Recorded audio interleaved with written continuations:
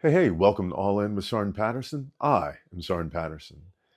And I've been quiet for over a week or so, and that kind of goes against the fact that I've been trying to be more present and more active and talk to you more.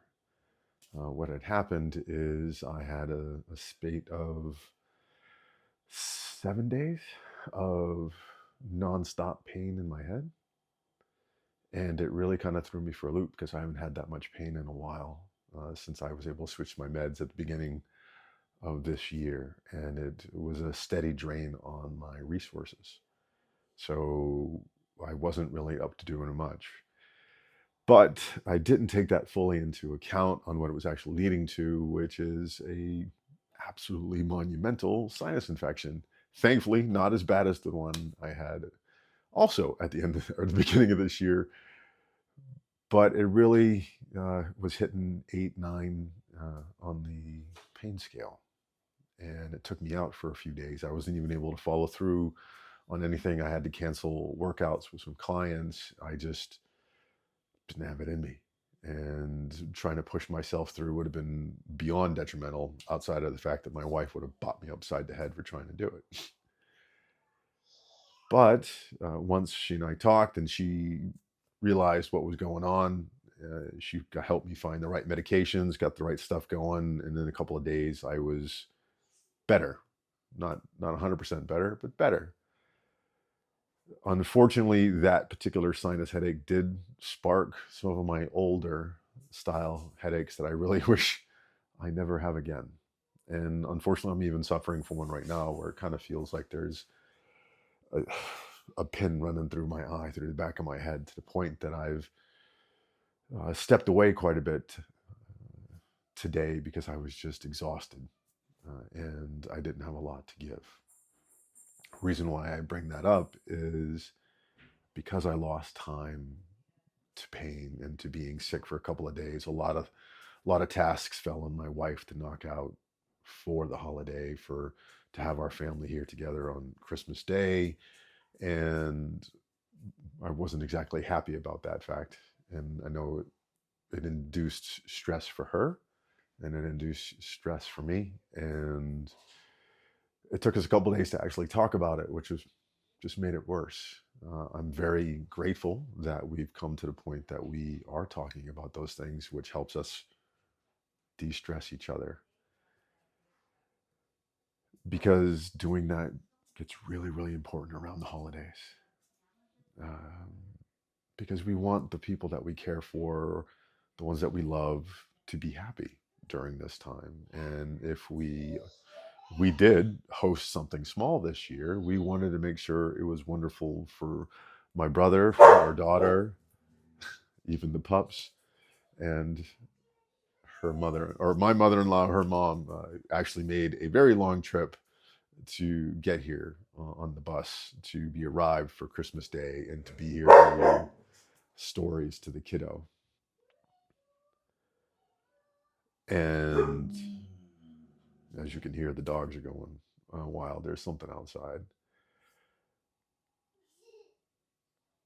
And I was kind of thinking about it today because I had to go lie down for an hour or so just so I could feel somewhat better and drop the pain level down from a 7 to a 2 or a 3.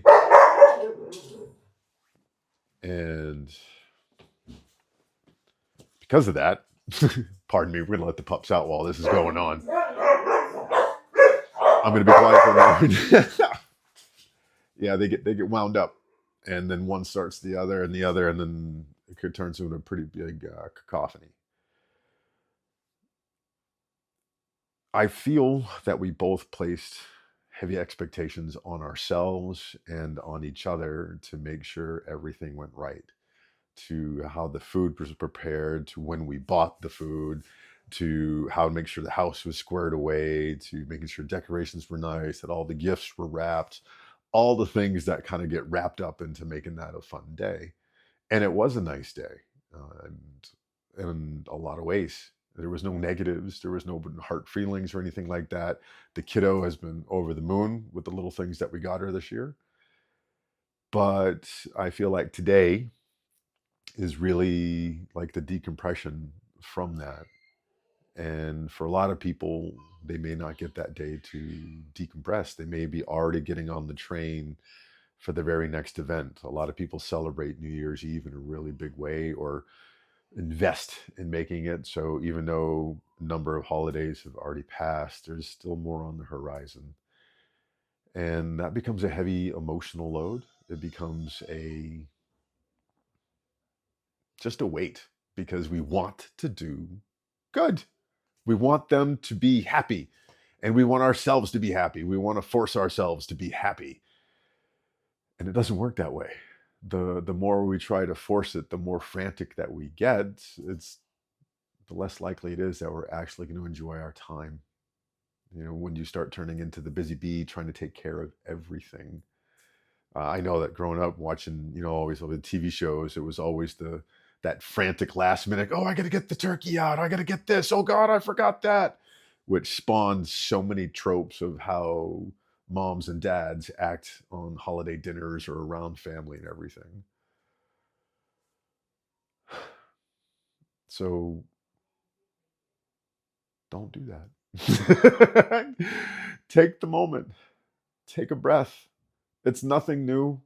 You've heard it a million different ways and the different reasons to take it, but really, take the day, relax, look at where that urgency is coming from. Is it something outside of yourself or is it something within yourself?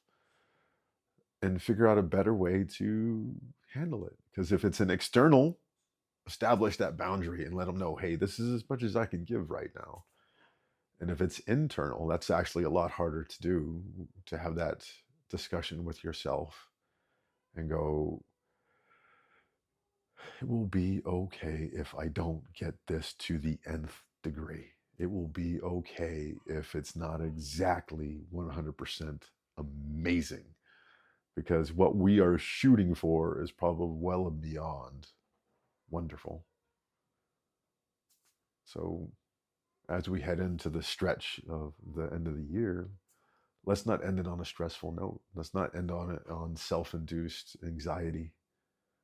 Let's take a breath together. Let's take a day together and build up some energy for ourselves.